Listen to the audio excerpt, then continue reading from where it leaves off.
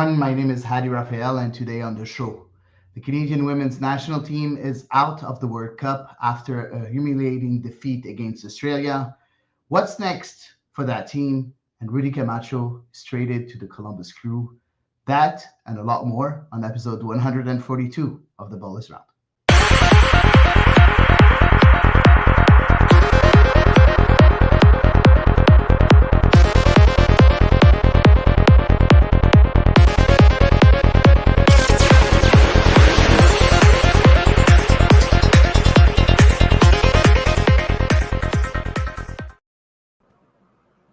Hello again, everyone, and welcome to a very candid and heartfelt episode of The Ball is Round.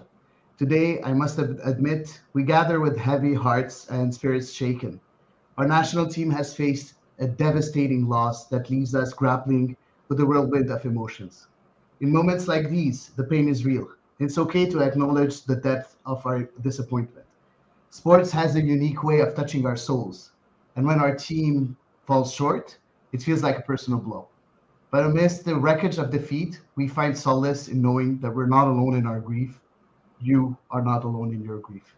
Beside me, Eve Powell is here, and she'll be sharing her thoughts about this devastating journey. Yep. Yeah. Yeah, Pain. that is it. So it's going to be a tough one today. It's going to be a very, very tough one. Yeah. I think we're all very sad, shocked, and very disappointed about everything that happened. Yeah. Can you share a bit of your feelings right now, Eve, before we start into the analysis of the game? Yeah, exercising pain. First things first, just say hey to Robbie, who says good evening to us. I got up this morning. I got up for just before the match started, which was at 6 a.m. Eastern, of course. Loved getting up extra early. Great start. And I really, really expected something interesting. I know the last time these two teams faced each other, they did have a fairly different squads on the pitch. However, it wasn't that long ago that Canada last played against Australia, and it was a really entertaining, a really competitive match. And even though the compositions were going to be definitely a bit different from that time, I kind of expected more of the same, especially as both teams needed something from this match in order to have a chance of advancing. And boy, was I surprised and disappointed, to say the least. Oh, I swear to God, right now, like, I watched that game at 6 a.m. I had my son with me because I was preparing him for daycare.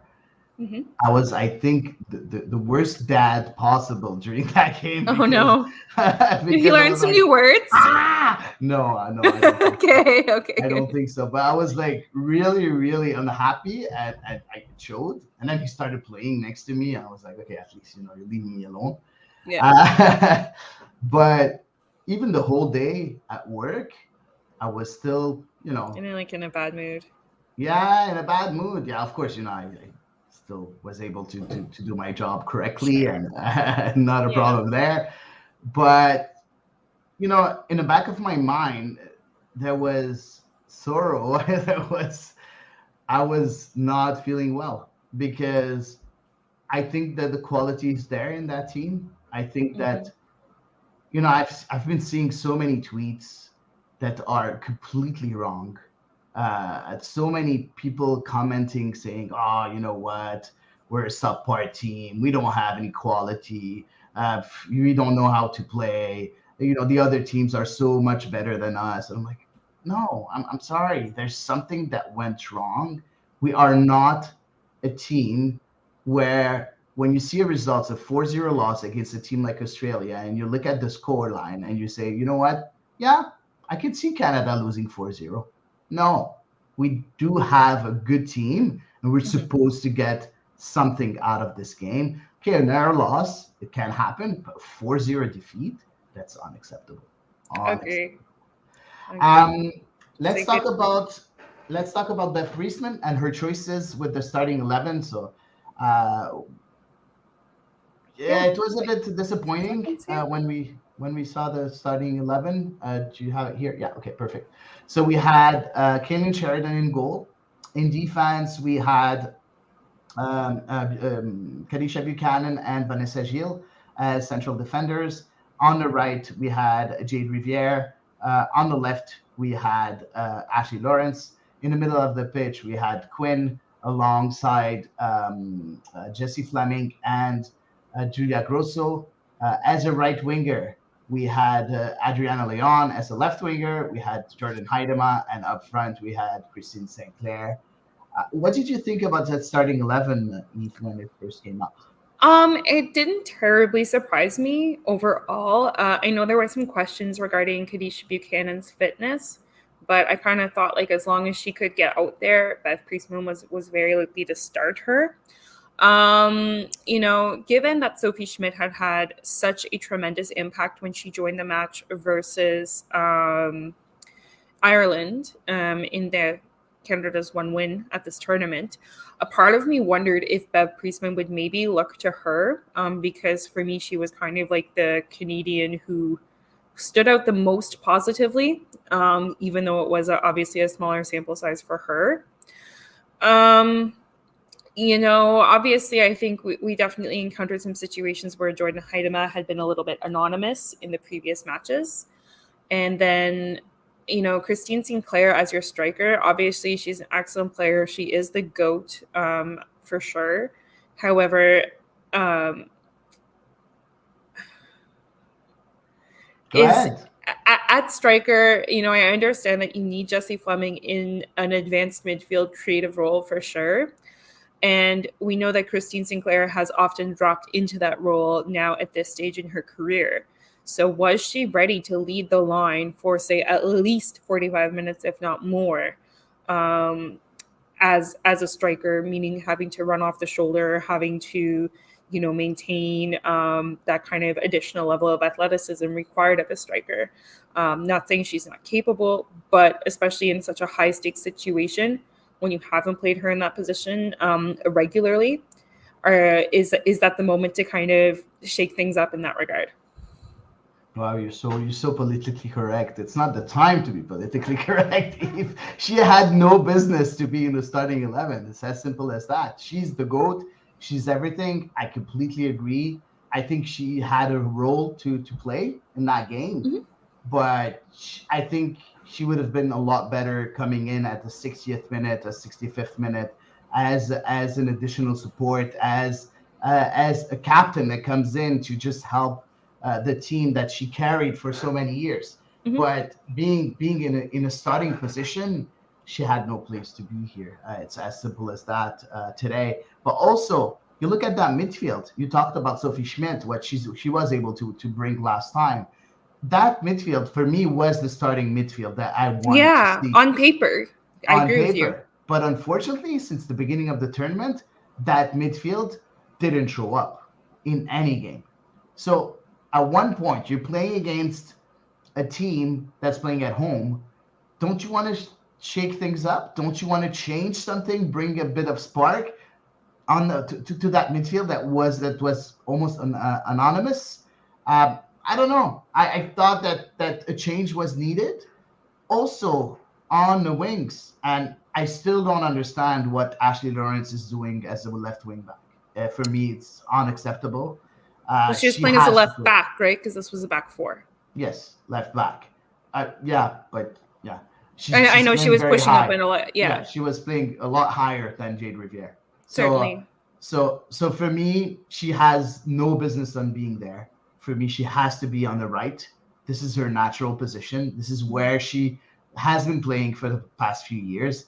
And I said it quite a few times. When something is not working, even if you're getting the points, you need to shake things up. You need to change things up. And you know what? As soon as I watched the starting 11, I was like, oh my God, what's going on? And we saw it right away, right away in the first few minutes of the game. The pressure of Australia, how much Australia was able to dominate possession, having half chances in the third and the fourth minute. And then on the 9th minute, it happened. You know, Ford got the goal, got the ball, passed it to Catley on the left, on the wing, and then Catley crossed the ball, deflected on a defender, and it came directly to Rasso. Rasso took 3 touches, I think, in the area, 3 touches in the penalty area, and scored. At first, it was ruled offside. I still think that it was offside, but replays showed us that it wasn't. I'm not really sure because it's like the animation replays and it's not like the real replays, and I'm like, is there margin of error in those? I don't know. There's not really much point, I think, in splitting hairs over that, because that's what they've used consistently throughout this tournament. So I think there are calls that have been tighter using these. Sure. It's just that at first I thought it was offside, but you know what? At the end of the day, it was ruled onside, and it was 1-0 for Australia. You look at that goal. You're the head coach, Yves. Don't you realize that there's something wrong? How easy it was for Australia to get that first goal? It was. I mean, they were absolutely just like the right side of the field for me was just getting crucified, honestly, by Australia, Canada's right-hand side. So that's the side, obviously, with Adriana Leon, and the side as well with Jade Riviere, who, I mean, her night was short, but it was hopefully one that she's not going to keep in her memory for too long, because it was maybe one of her most dreadful performances in a Canadian national team kit. And that's a player who I rate tremendously highly. It was shocking, just the disorganization when Australia came into the attacking third and Canada's defensive third. It just seemed as though none of the defensive line knew exactly where to position themselves. Australia was obviously great at creating space for their own players. However, nobody on Canada seemed to understand who was marking who was tracking whom. And they were just kind of all over in no man's land. When Hayley Raso got the ball, I mean, she took 3-ish touches because she had the room. There was no Canadian player covering her or trying to make the pass more difficult to reach her. So she took so many touches because Canada, I mean, was just so thoroughly disorganized in defense, which is a theme that's going to come up on all of these goals. Yeah. We're not going to talk, like, I'm going to mention the chances of Australia, but we're not going to really take too much time on each one of them, or else we're going to need like 6 hours of podcast. And I'll just be too depressed by the end of it. Exactly. On the 13th minute, a great save from Kaylin Sheridan on Rasso after another very good cross from Catley from the left again. That was a really tremendous save from Kaylin Sheridan. I was sure it was going in. Yeah, same. I was like, okay, wow, okay, that's 2-0. And then I see Sheridan like jumping like a hawk and like a salmon. That ball. Yeah, exactly. Yeah. And I was all the more impressed that she was able to actually capture the ball and that she didn't like spill a rebound because of how quickly she had to react to that chance.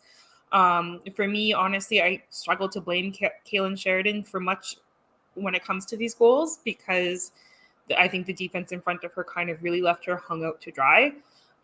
So I think we do have to give her credit where it's due for some excellent saves that she made, particularly in the second half as well. Yeah, and you know what? Yes, we're going to talk about that. The goal for on the corner on the 39th beforehand. 5 minutes earlier, there was a goal for Fowler. It was ruled out for passive offside, which is, for me, was the right call to do. It was really a passive offside. Yeah. On the 39th minute, so corner, Sheridan should have punched that ball and wasn't able to do so. And it's another goal from Rasso, from Hayley Rasso with a brace. You look at that performance. We know that Sheridan made a mistake also in the last game, and I've seen a lot of people say that we need another goalkeeper. I don't agree with that. I think that yes, Kaylin Sheridan makes a mistake here and there, but most of the time she makes so many good saves that you can't really blame her for those mistakes. It's part of her game. Yeah, for me, Kaylin Sheridan is still Canada's starting goalkeeper. She's a phenomenal goalkeeper. I mean, she was NWSL Goalkeeper of the Year last year, and she is an excellent, excellent goalkeeper. I think also, um, mainly focusing on this match, obviously, you know, um, like again, the team out in front of her, for me, they wouldn't have inspired confidence. They really wouldn't have. I don't think they helped Kate Matters at all. And I think having such a disorganized team out in front of you as a goalkeeper certainly doesn't help. I can imagine that made a lot of her judgment calls a lot more difficult because her defense was, all over the place all, for basically the entirety of the game. So I struggle really bad. Yeah. And you know what? Halftime came, no clear chance from Canada, no reaction after the goal, after each one of the goals, because, if you think about it, there were three goals. Even if it was 2-0, there were three goals, one that was offside.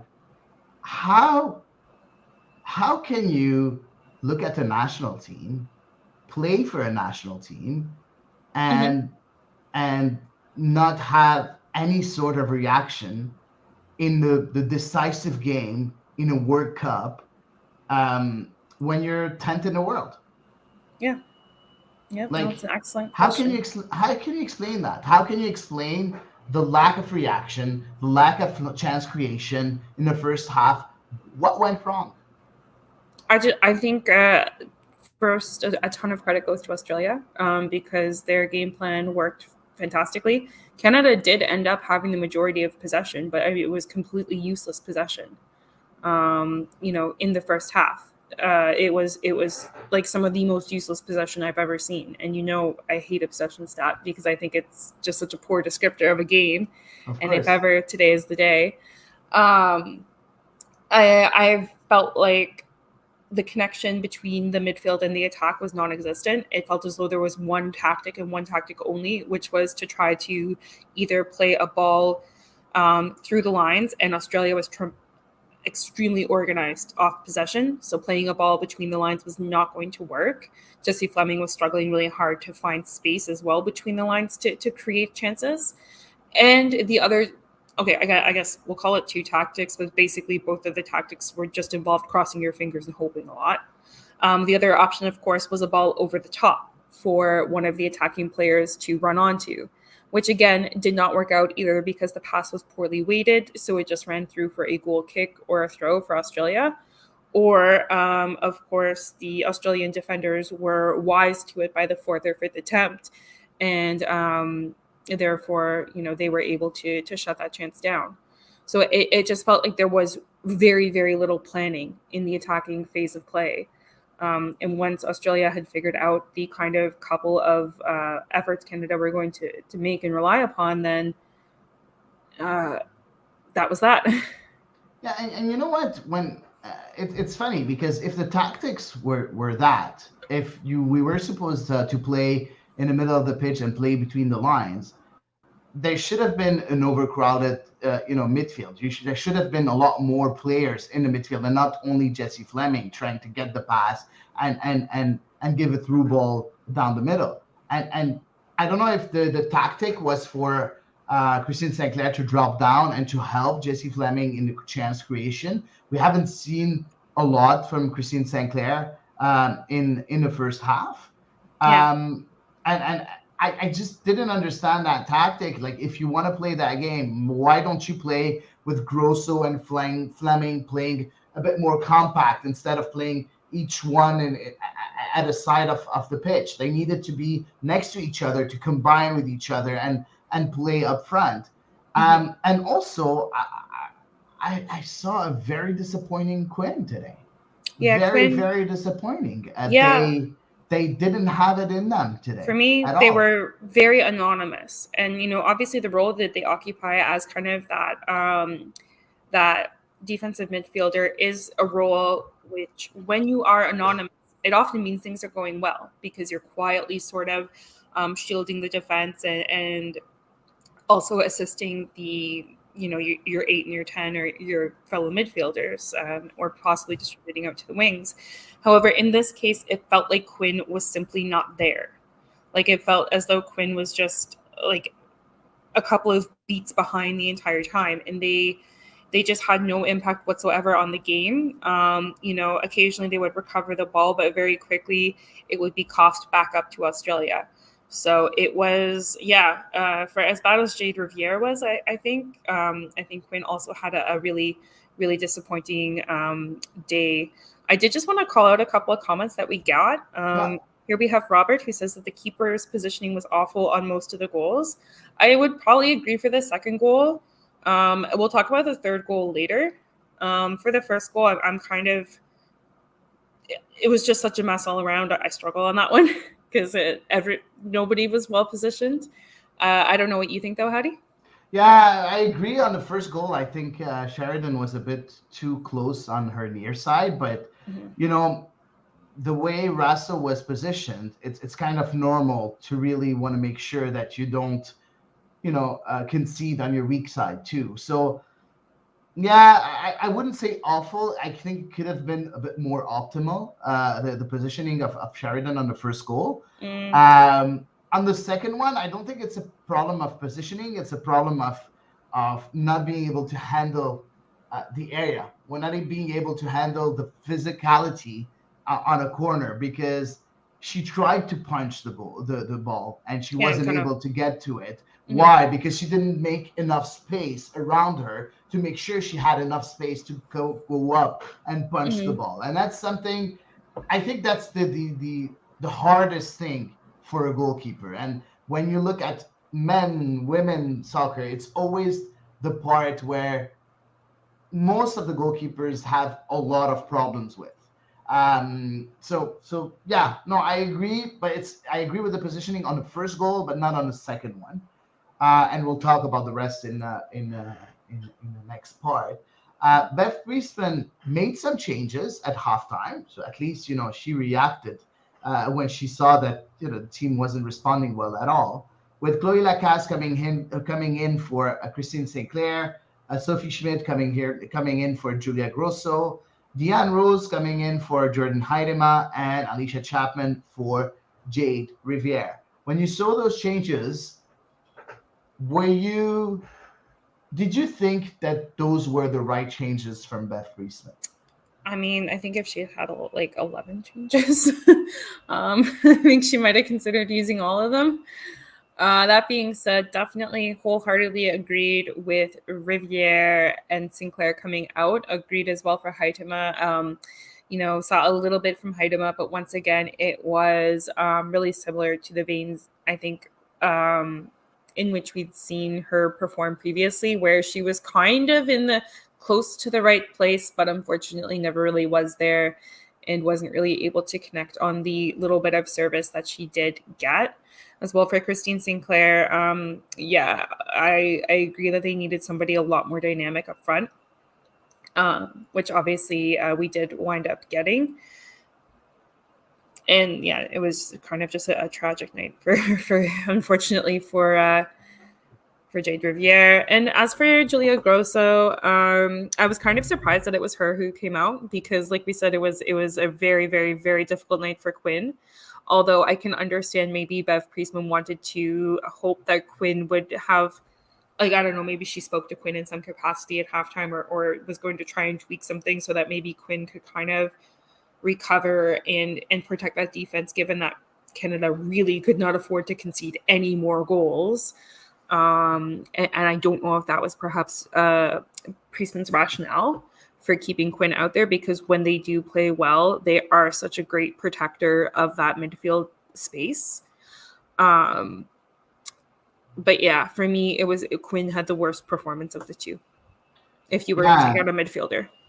Yeah, and you know what? I completely agree with you. That's exactly what I was about to say. First of all, for me, Chloe Lacasse on the left and Deanne Rose on the right, for me, were supposed to be starters the whole tournament. Mm-hmm. I had up front Evelyne Vian as a striker. That's, for me, was supposed to be the starting 11 for me. And we saw, I think, better combinations at the beginning of the half, Mm-hmm. positive buildups from time to time. No real chances, but positive buildups. I think in that in the beginning of the second half. Mm-hmm. Now, I agree. Also, I wouldn't have removed Grosso from the lineup. For me, it was supposed to be Quinn, Mm-hmm. but I kind of understand if you put Schmidt for Quinn, who's going to play that sixth role? Is it going to Exactly. be Sophie Schmidt? She is able to play that role, but you would She's yeah. miss that transmission that she's able to bring on the Yeah. pitch.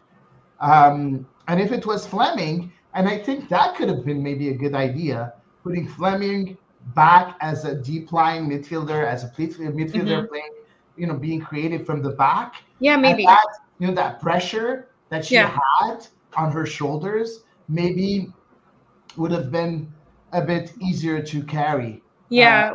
with the more a more a role that's less creative up Perhaps. front, less forward than what she had. So I don't know. Now it's easy to talk after the fact, Yeah. but I think that Quinn had no business to be here in the second half. But I Mm-hmm. like the changes. I thought that the changes were right. Seeing I Jackie could Lawrence on understand the the right logic was behind right. them. Yeah. Yeah, exactly. Now, like I said, at the beginning of the second half, we saw some good things from Canada. From Canada, Mm-hmm. nice combinations. Sheridan getting another save at the 52nd minute on a long shot, but then on the 57th minute, and I think it was against the run of play in a certain way for Australia, because those 12 minutes, it was mostly Canada really trying to create something, and Australia really playing, on Well, the Australia counter. were very much letting Canada have the Exactly. ball. Yeah. But Canada was able to get into dangerous spaces, which they weren't able to do in the first half. Mm-hmm. And then, we saw Catley give again a great through ball to Ford, not through ball, but over the top goal Which ball, Canada tried so ball many times to and Ford. failed miserably at in the first half. And Ford, what an amazing player, Excellent. dribbling the defender, and then crossing, giving a back pass to Fowler that scored a 3-0 goal. Yeah. We cannot talk about the positioning of Sheridan on that goal. It wasn't her fault at all. But what a bad piece of defending from Canada on that goal. They were very much caught out by that ball over the top, 100%. And I think that was, again, really well spotted by Australia, because Canada obviously left themselves vulnerable since they had no choice but to go forward and on the attack. So, credit for me, again, once again, credit where it's due for the just, I don't know, the preparedness or the wiliness, I guess, of Australia. Kaylin Sheridan in this one, I would say she was definitely, intent on protecting the near post. And, yeah, You're you looking kind at of, Reaper now, right? I am double checking it. And I'm looking at it and I'm like, okay, I can see that she was like obviously trying to protect the near post, where the ball carrier was coming and giving a pass. And, in an ideal world, she'd stick out a hand and intercept that and, pull off a miraculous moment. But it really just felt like it was not going to happen. Like nothing was going to go right, basically.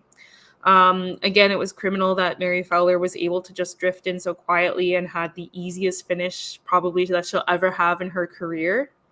But she's also a very exciting young player for this Australian side.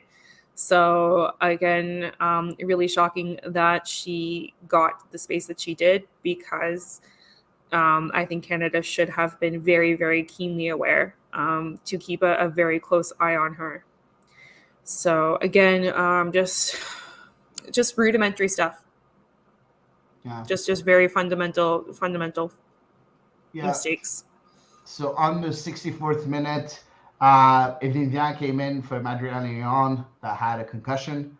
Then 77th minute, it was Olivia Smith coming in for Quinn, but too late, in my opinion. 80th minute, goal post by Mary Fowler.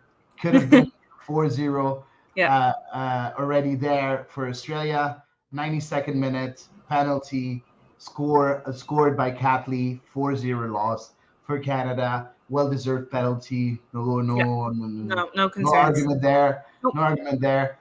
Listen, let's talk about, in my opinion, the only positive thing of that game. Okay, you got something positive?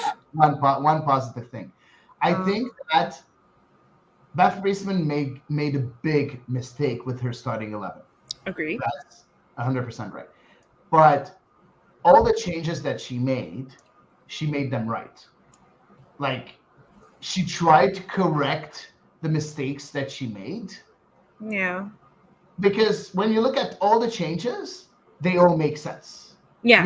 You know what? You're trying all your cartridges. You're trying everything that you can in order to change the result of the game.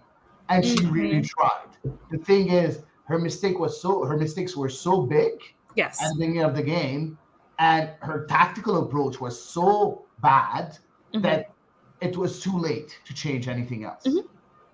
So that's the only positive that I can find, because I've been looking very, very hard positive. But 4-0 loss in a decisive game. What do you say to players at the end when you know that you're the culprit in a certain way? I have no idea. Because yes, tactically speaking, Bev Priestman got it 100% wrong today. Whether that's both, the way that she instructed her players who she did send out to play, but then also the 11 that she put on the pitch. I think we agree that, we talked about the players who, in our opinion, should not have started that match. But also, I think the players who were out there, even if, the tactics that they had to execute were not great, I struggle to imagine Bev Priestman telling them to defend as poorly as they did. So I think there are some players who maybe deserve their share of criticism for how this game transpired. But yeah, a lot of it falls on Bev Priestman's shoulders. And what do you say? Because at the end of the day, the coach got it wrong, but plenty of the players got it wrong as well. So I don't know what to say to that. But the coach chooses the players. And when you think about it, you know that Kadisha Buchanan was sick. And Beth Priestman said it on the post-match that Jordan Heidema has a tight quad. It's a decisive game. Jordan Heidema hasn't been good. Right. Why is she starting? Kadisha Buchanan, I know, I love her, and I think she's maybe one of the best central defenders in the world. I completely agree with that statement. But if she's ill, you have a very good backup with Shelina Zadorsky. Agree. Why didn't she play? Why didn't she play? Like, you look at that and you're like, yes, I am going to blame the players, but at the end of the day, it's the coaches that choose the player. It's not one individual error. It's not one player that didn't play well. There's not even one player that played well today. Nope. Except maybe Jessie Fleming, that really tried her best. But even there. So, can you blame individual players? Are you really, can you blame players individually? Or is it I mean, for me, it was, I think, like we said, if nobody stands out, I think it's the overall preparation. So maybe it goes a little bit more deeply than the actual 11 who were out there. Maybe it's how they were prepared going into this match. As far as what was their mindset, because of course we do know that there was still some ongoing conflict with Canada Soccer that is quasi-resolved, for want of a better way to put it. We know that they were doing some media blackouts and things like that. So, let's face it, we know that there was other stuff going on than just playing soccer and just training and just preparing. And again, obviously, Bev Priestman does have a job to do to keep the squad focused.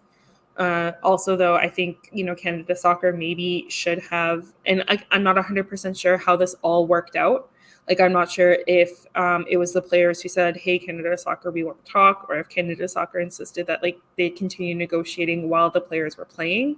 I'm not 100% sure. But I think while they were mid-World Cup is like not the time to be distracting from competition mode with, you know, contract negotiations and compensation arrangements and so on and so forth. That's certainly, and you know, a large part of that blame I think does go to Canada Soccer, because that should have been completely dealt with 110% before the competition even started. I agree, but Canada Soccer is not on the pitch, right? Like, Nope. you know, I understand. No, but that's what I'm saying is like with go ahead.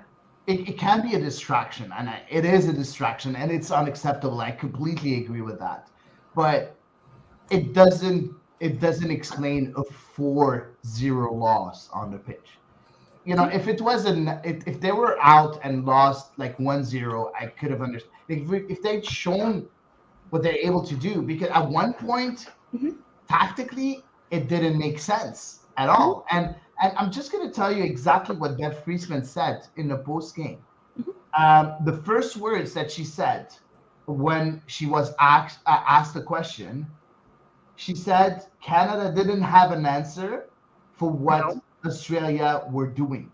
No. And she said honest assessment.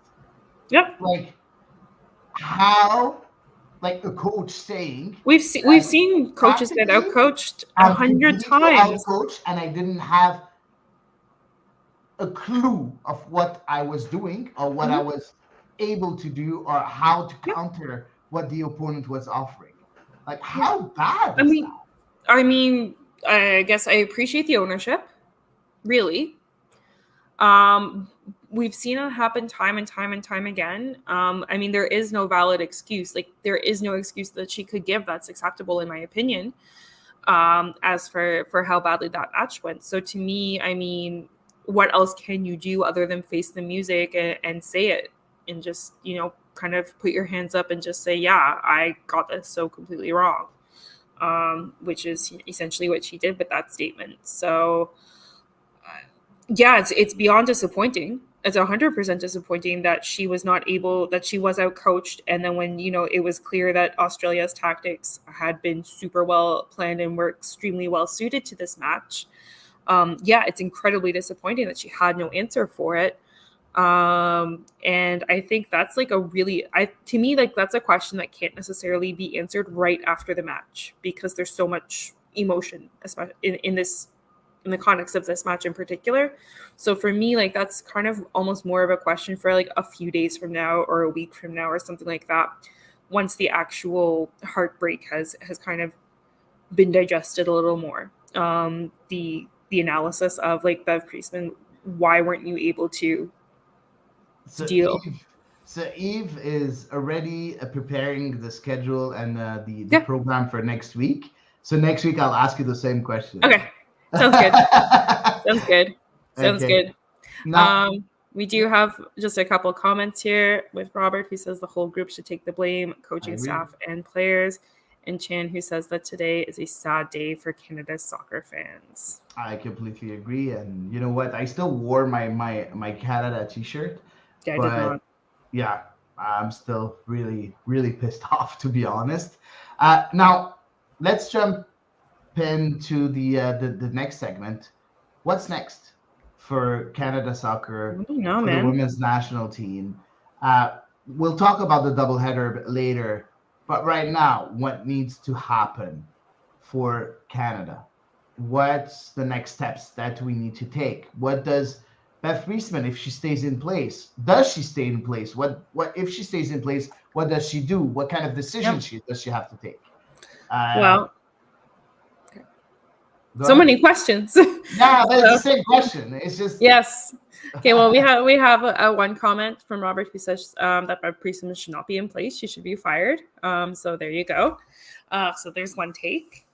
As for me, I kind of struggle to imagine Bev Priestman being fired, in all honesty. I think a lot of soccer media was pretty understanding, I guess, that this was going to be a very, very difficult group for Canada.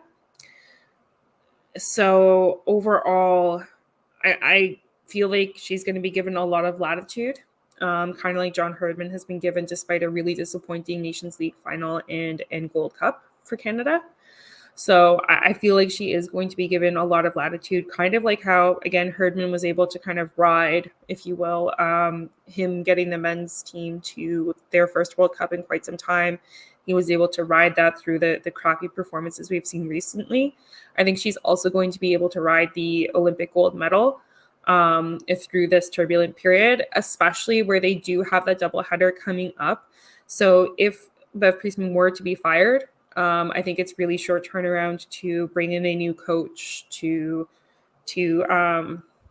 prepare Canada for such a crucial match, because that is qualification to the Olympics on the line. I don't agree with you. Oh, okay. For me, something has to be done, and we're in a way we're kind of lucky because we have great coach that's right now without a club, and that's Rhian Wilkinson, that's able to coach the national team that she played for, that brought a lot of success for the Thorns. She's able to jump in right away, and I know, and I've had her in an interview, and I know how interested she'll be in that position. Oh, she would definitely be extremely passionate. I think even when we had her on back in November, you know, I think we talked a little bit about that with her. But like I said, it's just such a short turnaround. But you need to rattle the cage. You need to rattle the cage and say, you know what, guys? No, it's not acceptable. Like I said, I just struggle to imagine that actually happening, because I kind of see the precedent set on the men's side of our federation, and I struggle to see Canada Soccer acting differently. I'm not saying that they're going to do it, Eve. That's not my question. I know that they're not going to fire Bev Priestman. Mm-hmm. I think they should fire Bev Priestman, and they're not going to do it. 100%. You're right in your analysis, for sure. They're going to give her, a lot of leeway, and then, it's going to be very important. They're not going to take that decision. It's going to cost money to fire her. They're not going to take that decision for sure. But if I was Canada Soccer, which I'm not, and I'll never be, for me, the best decision would be to right away fire Bev Priestman, thank her for all the services that she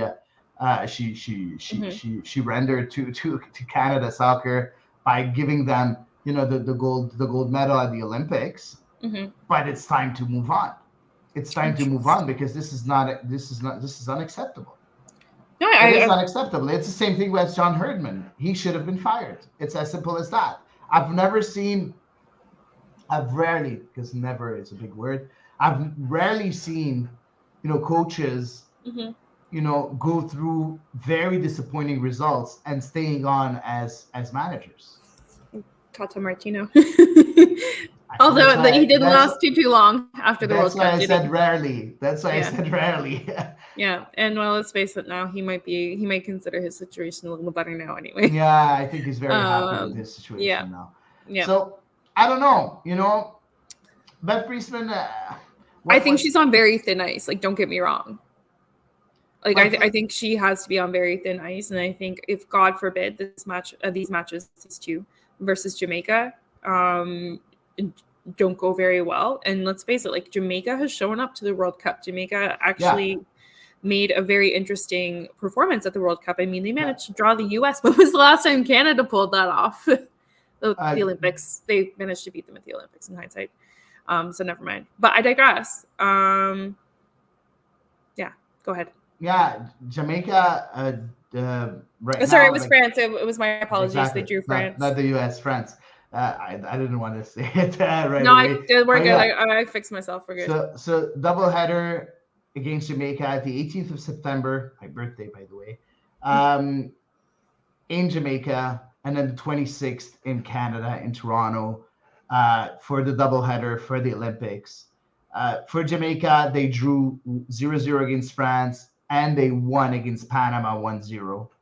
And they're playing against Brazil on Thursday. They have a very good chance of going through of Yeah. qualifying for the next round.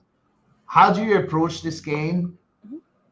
And that's why, for me, As Bev Priestman, because she's not going anywhere. exactly. But like if Beth Priestman loses that double header, she's gonna be crucified. Oh yeah, completely. And honestly, I would have to say, like, if she doesn't change her squad selection in particular dramatically, and if she continues to rely on the same players who she seems to have endless patience for, quite frankly. I want names. I want names. Okay, I want names. sure, I want names. sure, okay. I think Jordan Heidema is a starter in and out, in and out, in and out. Match in and match out, despite the fact that there are other players who are in great form in their respective leagues. She is doing better in NWSL so far this season. She's obviously a very young player developing, and she does have a lot of talent.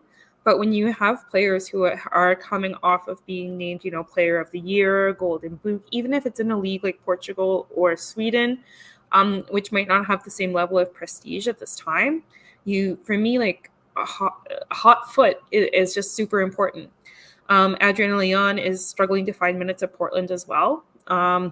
She struggled really, really badly for time as well at Manchester United, and this loan move is meant to get her more minutes. Unfortunately, that hasn't transpired. Well, of course, we'll see if it happens now, given that the NWSL is carrying on through the World Cup. Who else kind of has what feels a little bit like a free pass? Those two names come to mind first. I mean, I understand it must be very difficult to bench Christine Sinclair as a player who's done so very much for this team, and she didn't always start at this World Cup, so I think Beth Priestman is okay she was on the bench. Exactly, so I think Beth Priestman is okay to bench her, and so I would hope that probably if Christine Sinclair does continue with the national team through these matches, that perhaps she does come on as a super sub, a luxury sub, if you will. And then, just as well, we talked about Kadisha Buchanan not being at 100%. Of course, like, we don't know whether or not, she expressed that she was maybe feeling better than she truly was. Hard to say, right? Because we weren't there in the locker room. But once again, if you have a player whose health you're questioning, and you do have a very reliable backup available, I don't know. Like I said, we weren't part of those conversations, so I don't want to speculate too much. But Zadarski is not even a backup. Like, she's a starter that just doesn't have a place in the squad, So no, I agree. But she's also coming back from a lot of health issues of her own. True. So she did make her return to Tottenham before the end of the season to playing. However, I would understand leaning towards Kadisha Buchanan over her first. Yeah, but if you're thinking about it, Buchanan also had injuries just before the World Cup, and Quinn had their injuries just before the World Cup too, and they're still starting. So I would say that Quinn, I think, was back like quite early. So I maybe a month before. So I had no concerns about Quinn's fitness myself. We have quite a few comments though, Hady. Yeah, go ahead. Okay, so let's take a look here. So we have Chan again, who says, I was not impressed by Bev. Since the Olympic run, she didn't improve the team. I just want to say something about that, Chan. You're right. She didn't improve the way the team plays, but she did improve the team. Like, having, players like Olivia Smith come in. You have players like Larisi that got a few caps. Simia Wujo, who's really fun. Simia Wujo, but that didn't play not even a minute in that World Cup, which is I still don't understand it. Nichelle Prince came in, and we don't really know what she was doing there. But she did try to improve the squad in quality. But I agree with you that tactically the squad wasn't improved. Completely agree with you. Mm-hmm. Let's see. We have Robbie who asks, will Canada Soccer finances prevent changes in coaching staff for both the women and the men? Excellent question. And I would be willing to put my tinfoil hat on for that one. I really don't know. I'm not aware of how bad it is and how the finances are are taken care of. So Yeah, me can't say. neither. But I'm willing, like I said, that's a theory that I would potentially I could potentially adhere to. Yeah. Let's see. I'm thinking this was regarding Rhiannon Wilkinson. Robert, who says she might be great in the interim basis. Yeah, that could be a really good start for her. I think maybe. Oh, Samuel Savvy, who says the girls were distracted by their battle caused by Bizarro and Dr. Bontis. He's gone now, but the damage is still present. The ladies didn't let anyone down. They got let down by that weirdo and his crew. Woo. Yeah. No. Sam and his passion. Sorry, Sam. I agree. Like maybe it's 25% of the blame, but it's not more than that. I think Sam is still traumatized by that press conference. Yeah, same. Yeah. Then we have Chin again, who said that Grosso was so. Yeah. Yeah, like the whole midfield. Not even one midfielder did well, except Sophie Schmidt in 45 minutes against Ireland. The rest of the midfield was very subpar. So again, it's a problem. It's a tactical problem. When your whole midfield is not able to perform, you know that it's tactical. It's nothing else. So, so Sam says that he is still traumatized. So yeah, no, we'll see what's gonna happen. I think it's gonna be very important, that doubleheader. But even that doubleheader with Jamaica, winning that doubleheader doesn't mean that Beth Priestman is amazing. It just means that at least she did things right. She's got control. And she's got a bit of control. Yeah, okay, fair. So we'll see what's going to happen with the women's national team. Sure. I can't wait to see the next few weeks, because decisions will have to be taken. Yeah. Either the decision of keeping Beth Priestman and explaining why this is happening, or firing Beth Priestman, and so on. We'll see. Agree. And just one last comment, G Sharp. Yeah. I think who pretty much sums it up. Let's face it, they only had 100%. One good half during the tournament. Yep. Yeah. Agree. That's exactly what we said a few minutes ago. Completely agree with you, G Sharp. Moving on, CF Montreal. Oh, should we talk about our comments though regarding the women's national team first? Yeah, go ahead. Yeah, for sure. Sorry. Okay. Yeah, I was just thinking that now would be like a good time, right? Yeah, go ahead. All right. So first we have Emil. We kind of have two, so just bear with me. Yeah. So Emil says, I forget who of you said it would be a surprisingly good result to get out of the group stage. Was it Hady? Spot on, sadly, referring to today's result. So now since we can't fire Canada Soccer, what next? Is the problem contingent on players, tactics, or coach, or is it structural? And then part two, what Emil means is this team below what we can expect of Canada, team-specific factors, or is it on par with what we can hope for given the current state of the Canadian program, structural issues? It's a great question. It's a great question, but again, we can do a whole pod on this question.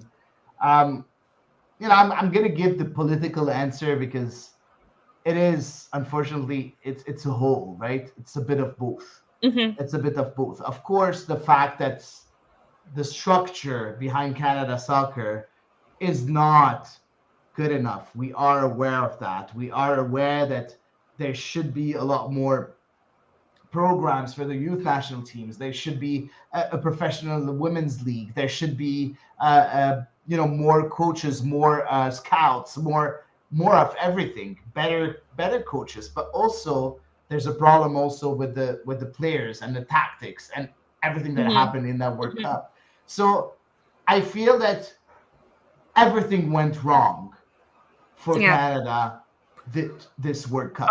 Everything, because even the last World Cup in 2019, where we were knocked off by Sweden, those were some dismal tactics.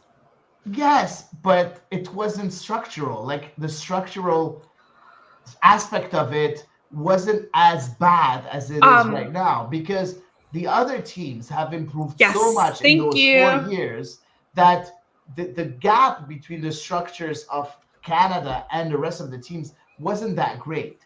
Now you see everything that's been going wrong with Canada Soccer, but also you've seen everything what's going right with Canada Soccer winning the Olympics. And again, choosing the right coach at the right time. Sometimes you have a very good winning coach that's done wonders for a club, for a national team, but there's always an expiry date. There's always an expiry date. And Beth Priestman, for me, made her time, and it's time to move on to someone else. So it's a bit of both to answer your question, Emily, in my opinion. What do you think? I think I would just add that as we have seen more and more nations invest more fully in their women's program, I think that Canada has been able to kind of skate by on the investment that Canada Soccer has been given to the women's team, because in other nations, funding for the women's program was just so far behind. But we're seeing more and more nations, recognizing not only just the importance, like from an equity standpoint, but just as well from the fact that people do want to watch women's football, and the fact that people will buy the kits of their women's national team players, and they will show up and pack a stadium. So we've seen other nations becoming a lot more willing to invest in their women's teams. And it's no secret that there are plenty of talented players in all kinds of countries that have just been overlooked for years and years and years, because unfortunately they just haven't been given the same opportunities, because their funding has been just so much more limited than even what the Canadian women's national team has gotten. So when we see what they're doing, other nations, as they get better investment, and more support from their federations, more opportunities for their players to play professionally, whether it's domestically or in other leagues, they're just coming along. Their growth is kind of on an exponential curve for several of these nations who we're seeing at this World Cup. And I think that Canada has firmly plateaued. Yeah, I agree. So for me, I am leaning a lot on structural. I think this World Cup has been an excellent demonstration of what happens when other federations catch up to you. Your choice of Entitled to my answer. opinion. Exactly. I'm not 100%. Like, I agree with Fair. that. It is maybe 50-60% of the answer, but it's not all. But no, I'm giving it a solid 75%. Let's agree to disagree. There we go. On. Oh wait, we have another question. I believe Robbie's question is also regarding our women's national team, which is, how would you rate Canada's overall performance at the World Cup? Today's question is brought to you by the letter F. Okay, so I think Robbie answered his own question. Hady, what letter grade would you give them? Z. It's bad. It's unacceptable. Again, like, think about it, okay? You had a difficult first game. I understand. Okay, it happens. It's hard coming into the World Cup, playing as a team that's playing the favorite against its team that's supposed to be second best. It's hard. You got a 0-0. You didn't play well, but at least you managed to get a point. I accept that. Playing a second game where the first half you were very flat, it wasn't going well, but then you woke up. You came back, you won a 2-1, the game 2-1. Okay, I can accept that. Playing in your third game, losing 4-0, it means that you didn't learn anything from your first and your second game. And that's the reason why, for me, this is very, very, very bad. Like, if it was a 1-0 defeat, for me, it would have been a D performance or an E performance. Now, with a 4-0 defeat, for me, it seems that the coaching staff, the players, everybody around it didn't learn bad shit. As simple as that. Oh, boy. I'm gonna give them a D-. Just I bumped it up. I don't know if the letter grade E actually exists. When I went to school, you just went from like D to F. So no, we had E at school. Oh, okay. In Canada, so I should say, I say that, and I was not a girl who got Fs. So I say that maybe E existed secretly. It existed. But okay, I'm gonna go ahead and say that the letter E doesn't exist, because that's how I understood it throughout all my schooling. I'm gonna give him a D-, and the D- is only because of Sophie Schmidt's 45 minutes of balling out. That's it. Yeah. Yeah. Otherwise, perfect. Like, F's all around. Perfect. Disappointing. D for disappointing. We do have another question from Chan, I think. We do? Okay. Yeah. I will put it up. Thanks. How does an island like Japan can be a lot better than Canada? Japan is a big force in women's soccer and always been, but they've been amazing. For me, they're right now maybe really the favorites to win. Yeah. As simple as that. Beating Spain, I think 4-0. Yeah, that's phenomenal. That's wow. That's wow. No, so we'll see. Yeah, I mean, they haven't conceded a single goal at this World Cup either, which is also amazing. And once again, they were playing, obviously, they were playing Zambia and they were playing Costa Rica. I think both of those Japan could have been easily expected to win. We had trouble winning against Costa Rica ourselves. I know, weirdly enough. and they lost against Japan, I think 4-0 or 5-0, and against Spain 4 or 5-0 too. Yeah. Costa Rica lost their 2 games against Japan and Spain by very big scores. So. No, Japan only beat Costa Rica 2-0. I think you might be thinking of Zambia, who they beat 5-0. Okay. Yeah. That being said, I think the 4-0 over Spain is a huge statement win. Massive statement win. But again, they're just a very well organized team. I can't think of like a World Cup in my time where I haven't found Japan to be a really interesting team to watch. Yeah. Obviously, we saw them at the She Believes Cup as well, where they once again kind of handed Canada a pretty heavy defeat. So I'm not at all surprised. Like they've been a really excellent. They've just been an excellent federation. I don't know how they organize things when it comes to their footballing over there. As Robert pointed out in our comments here, they do have their own domestic league and a great university program. So perhaps that could certainly contribute in some way to the success of their players. Yeah, and for the people that really don't know, maybe one of the greatest players of all time, Homare Sawa, is Japanese. So, very, very good, very, very big player for Japan. But as Robert says, Japan has her own domestic league and a very good university program. So it sums it all. So moving on, do we have any other questions, Eve? Or are we on the women's national team? No. Perfect. So let's move on to CF Montreal. We know CF Montreal is out of the Leagues Cup with the win of Pumas against DC. I think it was a 4-0 win, I think, from Pumas. I didn't pay a huge ton of attention when I saw that the scoreline was hefty. But it was a pretty emphatic win. Yeah, exactly. So very big win from Pumas against DC United, 3-0. I just checked it. CF Montreal would not play any other games, any other competition, games like real games before the 20th of August, and they'll be in Toronto on the 20th of August. What does it mean for you, for CF Montreal, for Hernan Losada, for the program itself? What do you do in those 3 weeks? Because you have 3 weeks now to prepare the next game. Oh my God, work on finishing. Just work on finishing for 3 entire weeks. Have you ever played FIFA? Yeah. Okay. Do you know that you have, when you go to training, you have headers and volleys? Yes. And it's just someone giving you passes. Yeah. In the penalty area, trying by yourself. To finish the chances. Yeah. Exactly. Well, when you're on super easy mode, it's like by yourself. Then you have a defender if you play like the next level up.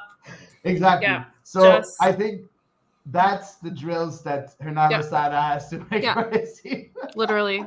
For real. Just do that. Like, just that. Like, oh my God, give them like a smaller goal to shoot at. I don't know. Like just something. I don't know. That's honest to God, like that wet fart of a game against DC where, they should not have lost that game 1-0 because the quality of the chances that they had were such that, I mean, they should have been up at least 1 goal, if not 2. And well, I mean, we've talked about it in great detail, so like we're not going to talk about it in a ton of detail. And it's basically a carbon copy of several other of their disappointing 1-0 home losses from this season. Also, one of which was against DC. Yeah, finishing. That's all I got to say. That's it. That's it for you. Nothing else to do. Literally nothing. Literally just get in front of that goal, put the ball in the net. Okay. Now there was quite a few moves for CF Montreal, so we're gonna do a bit of a breakdown of them. Okay. I guess introduce like the new player to the squad and stuff too. Also that like do like an introduction for the new player. Renan Lozada can do some of that, and then everybody goes and shoots the ball up the net.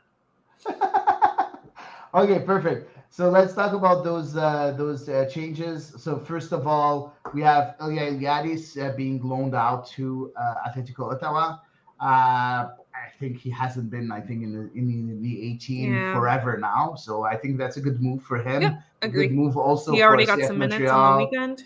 Exactly. A very good move for CF Montreal, knowing that at least, that player is still going to improve and maybe get some minutes at a higher level than playing with the reserve team. So that's pretty good. Second move, we have Fernando Alvarez getting in for a transfer. I don't remember how much it was, but I think 1.5 million. It's about 1 million is the rumored amount, because as Montreal does, they never actually release the amount. Yeah, and that's completely normal and understandable. So yeah, you have 1 million for Fernando Alvarez, a central defender that comes from Pachuca, from the Liga MX. What did you think about that move from CF Montreal? Is it another project? Another project. Wait and see, because again, it's a player who doesn't really have any pro minutes in his boots. I mean, it's Olivier Renard. Like it just feels like I'm saying the same thing over and over every time they sign a player, because it's like, well, we don't really know anything about him because he hasn't really played much professional soccer. Very, very young. Surely has a lot of potential. But he's hoping to go to Europe, and he's hoping that they can, obviously sell him for higher than the price that they paid, and it just feels so repetitive. So like I feel like it's nothing that I haven't said before. Truly disappointingly. Okay. I'm just gonna answer maybe some of your questions. He played in the under 20 World Cup, and he was very, very good. So so that's already we know I guess what he's able to do. Professional-ish. No, but it's still a World Cup, right? Yeah. Now, of course, it's not with the men, right? They didn't play with the the 30-year-olds and all the veterans that know the tricks and everything. So yeah, for sure, he's going to be a bit green. Yeah. When he's going to start, when he's going to have his starts and his minutes. What's really nice though about it is that he played one game also in Liga MX. One game. Yeah, just one game, but still, he did have a few minutes as a right back for Pachuca. Yeah, go ahead. Forgot to add one of my typical points when Montreal signs a player. He was born in the United States, which means he doesn't take an international spot. So sorry about that. I just wanted to pop that in there as that trivia in case anybody wasn't aware. Yeah. In my bored tone of voice. Go for it. What's nice about it though is that from what I've seen from him in the U20 World Cup, and I've seen clips. I watched one game maybe of Colombia. He seems the type of player that's going to be able to play as a center at the center of a back three, in the middle of a back three. So that could be very interesting. I find it unlikely that would be an immediate thing though. I doubt it very much. Very much. But that's, again, we do understand that CF Montreal, the 2023 CF Montreal season, is a transitional year. We talked about it here on The Ball Is Round quite a few times, and right now we have even more news coming in proving that Olivier Renard, Vasily Kermanzidis are preparing the team for 2024 more than they're playing for 2023 or for anything in 2023 with a trade for veteran Rudy Camacho. So CF Montreal was able to get 400,000 in general allocation monies from GAM from the Columbus Crew in return for Rudy Camacho. So it's going to be 200K in 2023, 200K in 2024. Small statement from Olivier Renard. CF Montreal thanks Rudy for his 6 years of service to the club. We wish him success in his next chapter of his career. And that's it. And Rudy Camacho is gone to join Wilfried Nancy. What do you think about that trade? The timing of the trade, but also the value of the trade. Okay, well, first off, I thought like Olivier Renard's statement was like super curt, as thank you statements go to a player, particularly one who was with the team for 6 years and through, I don't even know how many coaches, a lot, maybe 6 coaches. Anyway, I digress. So I thought was weird. Like when you were reading that, I remembered, I was like, oh my God, I forgot how like dismal. And what's sad is like Rudy Camacho posted like a really beautiful statement on Instagram, like a thank you statement to Montreal. So it was extra awkward because feelings, I guess. Anyway, where am I going with my story?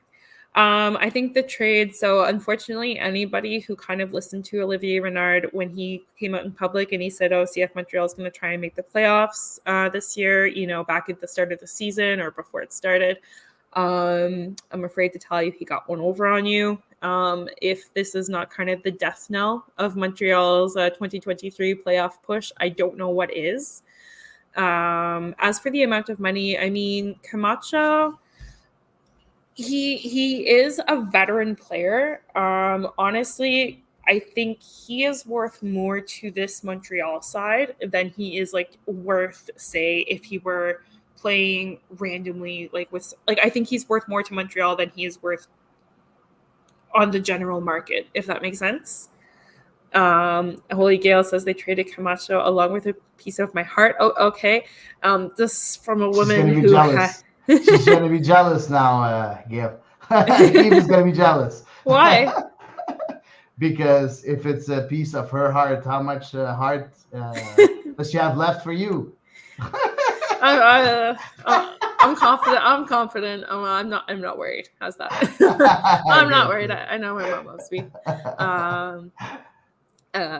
Where am I going with my story? Yeah, so I think he is a lot more important to the CF Montreal side, like, and his value to Montreal is a lot more than what it is like in the general soccer sphere, if you will. Looking at the defense, obviously now there's a huge gap to fill. We know Joel Wedderburn doesn't want to play in the middle of a defense. We know George Campbell has been a freaking disaster in it. And so hopefully Gabriela Corbo can maybe step up, because I sincerely doubt that Alvarez is ready at the ripe age of 19. For the amount of money, Rudy Camacho, coming down on this side of his career, he's 32 years old, but we've seen lots of defenders play for much longer. So even still, then I'm kind of like, well, I'm kind of torn. I guess given that his contract would have been up at the end of the season, he would have left potentially for free at the end of the year. So I guess getting something now is better than him leaving for free at the end of the year, if that's what was going to be the case at the end of the season. Because we didn't really hear anything about any potential contract negotiations between Montreal and Camacho. So, unfortunately, we're not really going to know. And we do know that he had previously left looking for more money basically last time around when his contract expired. So maybe Montreal were finding themselves in a similar situation and decided kind of not to play ball this time. Yeah. Listen, I know a lot of people are gonna kill me, but I love this trip. And the reason behind it is very simple. As I said, transitional year. 1. So you need to build a new team for 2024. And clearly, Rudy Camacho is not part of that team. As simple as that.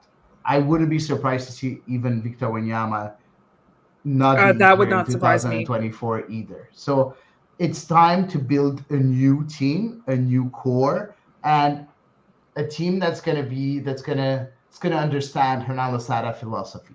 Okay, yes, play the youth, and we've seen, and Robbie is making fun of me, but play the youth is very important. We've seen how much Mathieu Choignard has been good for the club. We've seen Sean Rea, even if he played a few minutes, next year he's going to have a more important role if he ever gets out of the doghouse from Hernan Losada.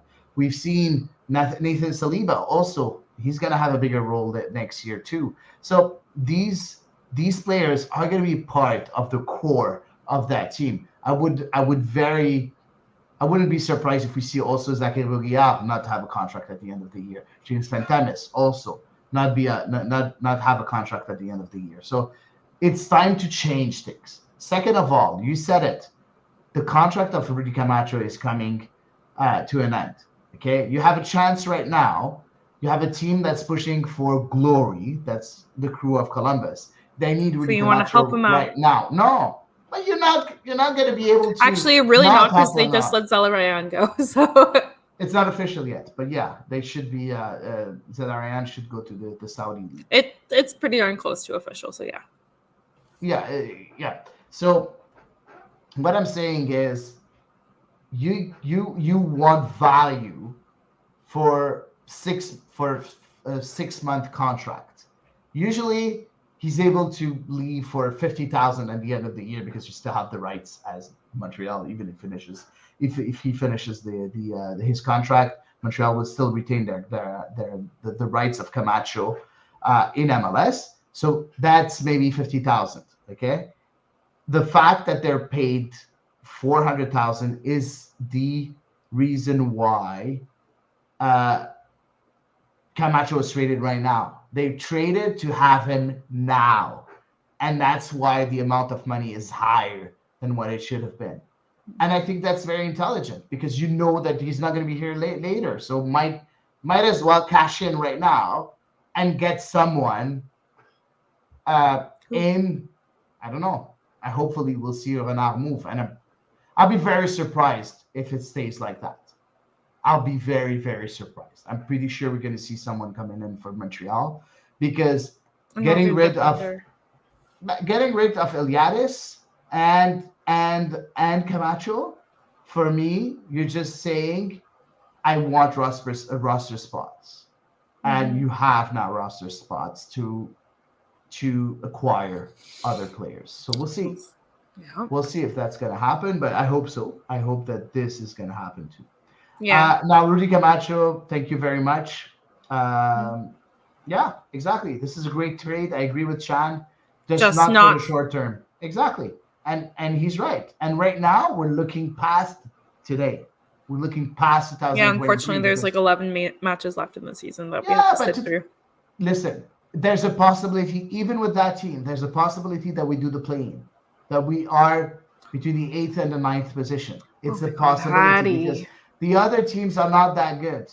Hady, your relentless optimism. It's not optimism. It's not optimism. I'm saying the other teams are not good. I'm not saying that I'm optimistic. I'm just saying that we're not good and the other teams are not good. So 8th and 9th position is still up for grabs.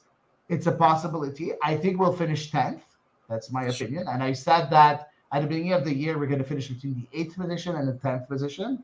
And I still maintain that. We'll see what's going to happen. And if Hernan Losada is able to put something in place and build something in those 3 weeks that permits us to win a few games until the end of the year, so why not? We'll see. We'll see. We got a few comments that came in. Yeah, go ahead. So Chan did us the kindness of counting out the coaches under whom Camacho played. It was in fact 5. Yeah. And then with Sam, who says, from the 7-1 in KC to fans crying at his departure, what a ride Rudy's time in Montreal has been. Indeed. Exactly. A ride is, I think, the exact way to describe it. And then Robbie brings us back down to earth. I think he's talking about Hady when you said that, like, the teams aren't good, but neither are we. And I think Robbie is referring here to by saying we are a little worse, though. I don't well, think Montreal so. got a little worse today. Like right now, as things stand, Montreal is a worse team than they were yesterday. I don't think so. So we'll see. Okay. We will agree to disagree once again. Exactly. We'll see. And there's one question from Chan also that asked, will CF Montreal receive any compensation for the transfer for Louis Binks from Bologna to Coventry? Good for him. Yes, Louis Binks did move from Bologna to Coventry. There was some allegations that when he was sent from Montreal to Bologna, we would reap the rewards. Nothing has been said officially. I will look into it, but I can't promise anything either. But yeah, hopefully we did keep a bit of money. So we'll see. Yeah, that was like a sketchy thing that took place when that move happened.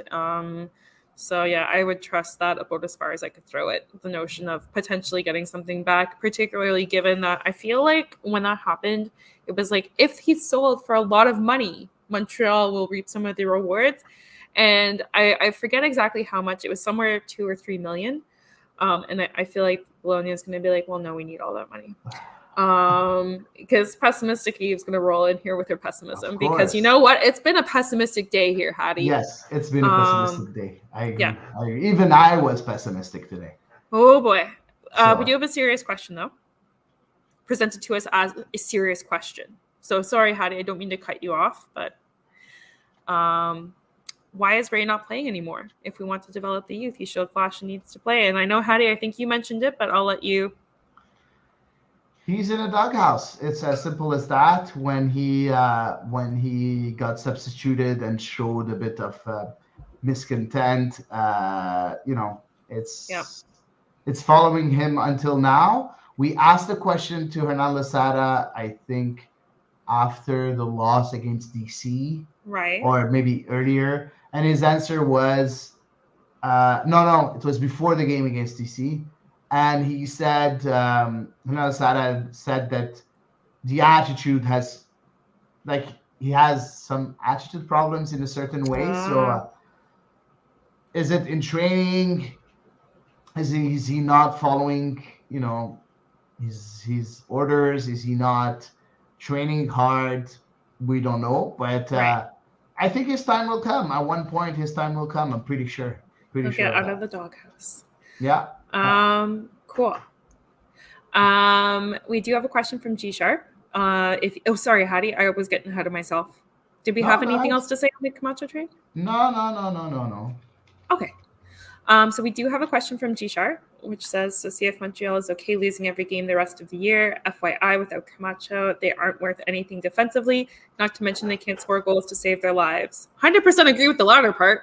Okay, one sec. Okay, I'm going to give a bold comment. Okay, I have no idea what's going to happen. I'm going to give a bold comment, and I might be completely wrong. It's immortalized, Hady. We're recording. I might be completely wrong. It's going to be on YouTube until the end of time. I have a feeling that Hernan Losada is going to work on some tactics in those 3 weeks, and that will be the end of the back three for CF Montreal. Interesting. That's my opinion. And at that point, I can't understand why Rudy Camacho is not here anymore. Mm-hmm. So that's my thinking. I'm not really sure if it's true or not. That's what I would have done if I was the head coach, because Rudy Camacho is amazing in a back three. He's not good in a back four. No, we suffered through that. And I like what I see from Corbo in the back four. I like what I see. He's always played in the back four, Corbo. Campbell is pretty good in the back four. He's not good in the back three. So I think that, this is where we are right now. Interesting.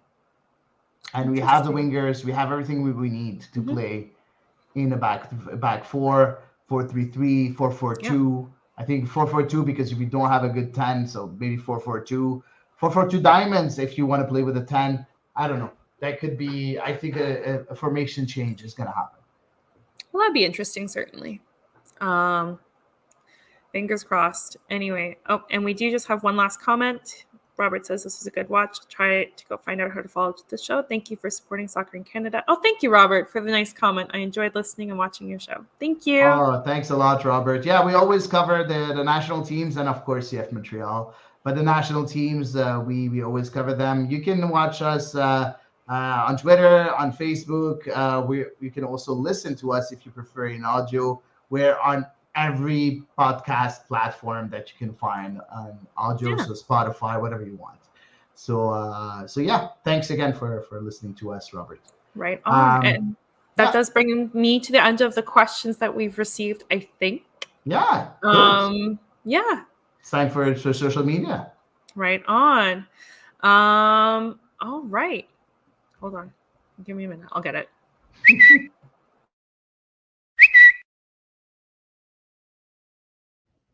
All right. So let's start with the first tweet right away from Casey Telford. Why does there appear to be more Fire Priestman talk than Fire Herdman talk when both teams didn't make it out of the World Cup group stage, but the women's national team has accomplished more than the men's national team in other areas, despite not being the federation's favorite child? I don't agree. I don't agree with that. I don't think we have the same timeline because the men were terrible for so long. I have seen so many Fire Herdmen after the Gold Cup. Yeah. So many. I would be curious like what the actual proportion is. You know what I mean? I think it's almost the same. Okay.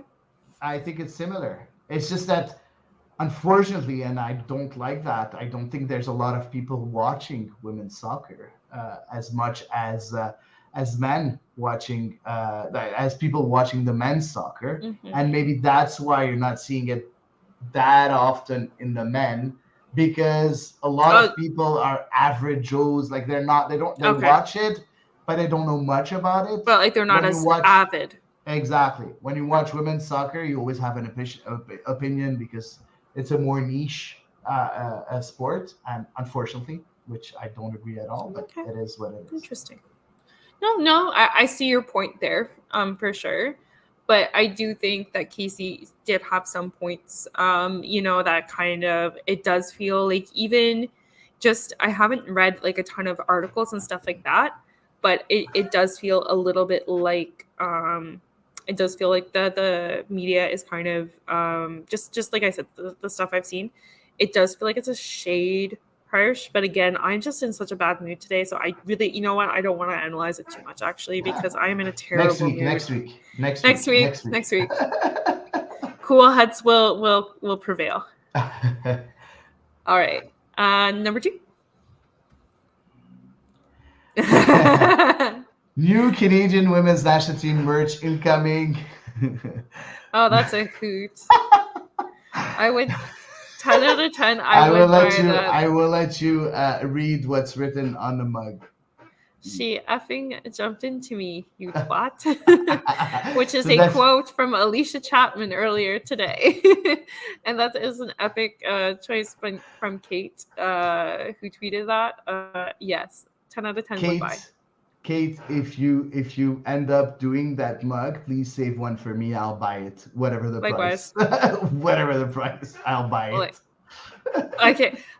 So I don't have a ton of disposable income. So if the price is like under $20 or so, I will buy it. Of course, it's not going to be over 20. It's a mug. Come on. I don't know. Could be like technological. Okay. Yeah, no, I love that. Oh my god, that was so funny that the microphone caught that this morning. It was really funny. It was. It was like 7:30 and I was like really laughing very, very loud. So you had to hope Nadine was not listening. Yeah. I was laughing. I didn't say anything else. Okay.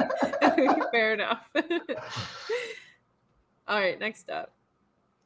So World Cup is over. That missed penalty against Nigeria came back to bite them in the ass. Not the only reason they aren't going through, but if that went in, they would have qualified after their win against Ireland. Oh, well. How important is that miss from Christine Sinclair against Nigeria? Yeah. Looking back, it's pretty massive. Pretty massive. I don't think we would have lost 4-0 today. No, you think like Canada would have had a lot more momentum going into this match? A lot more momentum, a lot more confidence. Yeah. I think, and maybe a completely different starting 11 with maybe, starts for Simia Wujo. Because they would have already been qualified. Exactly. So Bev Priestman would have experimented a little, rested some folks. Exactly. And I think that the other team, the B team in a way, would have been very hungry. Oh yeah, for sure. And we would have seen maybe a better performance from Canada. Totally agree. Yeah, no, that's a really good point, Hady, actually. Yeah, no, that miss is just going to, I think, live in my nightmares forever. Yeah. That miss and those useless passes over the top. And those 98 minutes from this morning. Yeah. Moving on. Moving on. So John Still from TSN 690, with Camacho gone, I think we're about to find out just how good of a manager Losada is. More than 3 weeks with a healthy squad, offensive patterns of play, back 3 or 4, best strike partnership, plenty of questions with the playoffs on the line, no excuses. Do you think that trade puts a bit more pressure on Losada now? Yes and no. Well, I mean, I think also like something, he was mentioning was just kind of how much time Losada has to work with his squad, for one. But that being said, I think especially with a player who was just so cemented in his role, even though he did play as a holding midfielder a little bit earlier in the season, for a player I think who was so critical to the back three and the use of that system. I think it does give Hernan Losada a bit more flexibility tactically, because now you don't have a player who is as pivotal to the success of a back three there. So if, like you had said earlier, Hady, maybe he doesn't have to be completely married to the tactical formation. As for the rest of it, I think mainly the fact that I think where Losada gets a lot more pressure put on him is just because he has so much time now, almost like a mini camp, to work with his squad, to refine, to fix the offensive issues, however you want to describe them. And for me, that's it. If they come out and they're just as hapless in front of goal, in Toronto, especially against this Toronto side, and they're still their finishing is still just as woeful, their chance creation is still just as minimal, then I think Losada is going to have a lot of questions to answer. Okay. Interesting. Yeah. Interesting. Okay. Next up. Yeah. From J. Andrew Potter, at what point should CF Montreal fans just start cheering for Columbus? Never? No. Yeah. No. Sorry, Andrew. I like the sarcasm. I really like it. That's why I found this tweet very funny. The thing is, for me, even if we finish last 4 years in a row, I'll still be a supporter of the club because it's my club. It's my local club. Begrudgingly. So, yeah. Some years I'm thrilled, some years I'm begrudgingly. Exactly. So, and you know what? Yes, we don't have a club that spends $30 million a year, but you know what? It's still our club. It's still our city. It's still a lot of Montrealers playing in that team, and sitting in the doghouse. Or sitting in the doghouse, but still a lot of Montrealers playing in that team, and that's really nice to see a lot of Quebecers also playing in that team. So, I love it, and yeah, I'll always be here. Same for the women's national team. It's my country. I'm here.